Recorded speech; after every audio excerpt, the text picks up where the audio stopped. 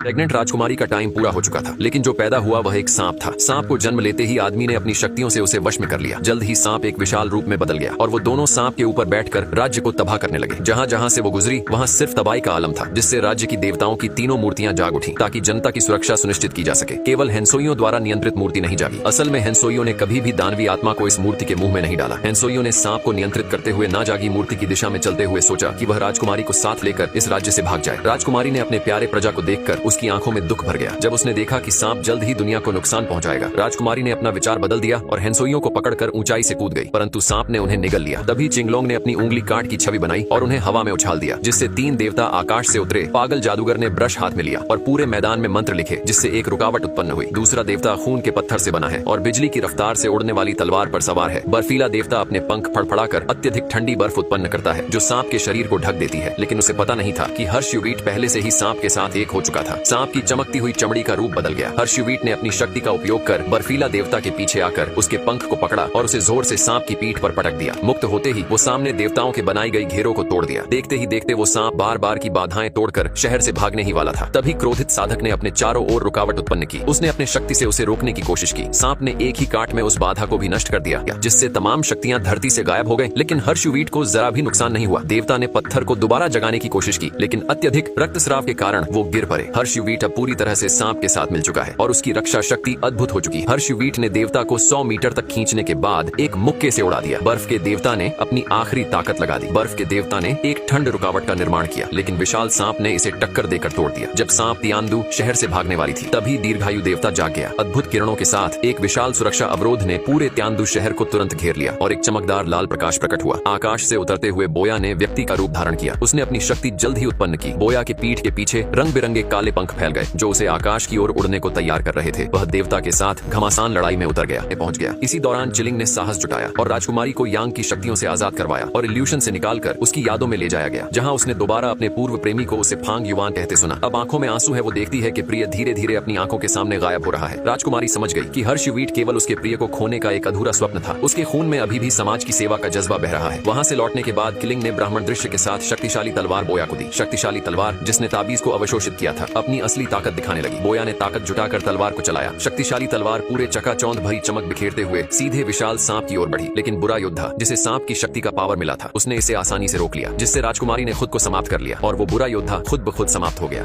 योद्धा ने जब राजकुमारी के वस्त्र हटाए तो देखा कि एक राक्षस उसके शरीर के अंदर लगातार हरकत कर रहा था। उसने एक सिल्वर सुई निकाली और राजकुमारी के पीठ में डाल दी, ताकि योयान छिपे शक्तियों की मदद से राक्षस को अपने शरीर में स्थानांतरित कर सके। लेकिन राक्षस बहुत समस्या पैदा कर रहा था, जिससे शिमिंग खुद फंस गया। बोया को रक्त निकालकर उसे बचाना पड़ा। शिमिंग ने अपनी दोनों भावों के बीच के निशान को खोलकर राक्षस को बाहर निकाला, लेकिन वह बेहोश हो गया। क्रिटिकल स्थिति में बोया ने पूरी ताकत लगाकर अंततः राक्षस को बाहर खींचा। असल में इस राक्षस का नाम चुने था। मानवीय इच्छाओं को खाकर राजकुमारी के संकल्प का उपभोग करने के बाद ये सीधे ही ब्लू ड्रैगन को जागृत कर सकता है। इस समय शाही महल की रक्षा करने वाला मंत्र असामान्य हो गया, जिससे ब्लू ड्रैगन अंधकार में फंस गया। किलिंग ने एनियन चांसिंग कला का प्रयोग करते हुए महारानी के कमरे में प्रवेश किया और देखा कि शोएबी तलवार उठाकर अलोंग फांसी पर वार करने वाला है। भयानक ठंडी लहर अचानक आई और बिना प्रतिक्रिया के व्यक्ति तुरंत ही बर्फ के मूर्ति में बदल गया। इस बीच समुद्र तट पर घूम रहे पर्यटकों को खतरे की कोई जानकारी नहीं थी। अचानक एक महिला ने कुछ असामान्य देखा। उसने देखा कि समुद्र से एक ठंडी लहर किनारे की ओर बढ़ रही है और तुरंत ही बीच से अनगिनत बर्फ के लहरें उभर आई। ये देख लोग जल्दी से किनारे की ओर भागे, लेकिन इस समय भागना बहुत देर हो चुका था। जल्द ही ठंडी लहर शहर में फैल गई और सभी सड़कें जम गई। कुछ ही समय में पूरे रास्ते पर अफरा तफरी मच गई। जमीन से उठते हुए बर्फ के किले ने तुरंत कारों को ऊपर उठा दिया। कुछ ही सेकंड में ठंडी लहर ने पूरे शहर को घेर लिया और तापमान 200 डिग्री तक गिर गया। और इस प्राकृतिक आपदा में पृथ्वी पर 99% लोग जमकर मर गए। संसार में अराजकता फैलने लगी। ये माँ बेटी की जोड़ी तो इस आपदा से बच गई थी, लेकिन उन्हें ये नहीं पता था कि एक लालची इंसान केवल अपने लाभ के लिए उनके घर को पूरी तरह लूट लिया। कोई उपयोगिता न होने के कारण महिला को बेरहमी से बर्फीले मैदान में फेंक दिया गया।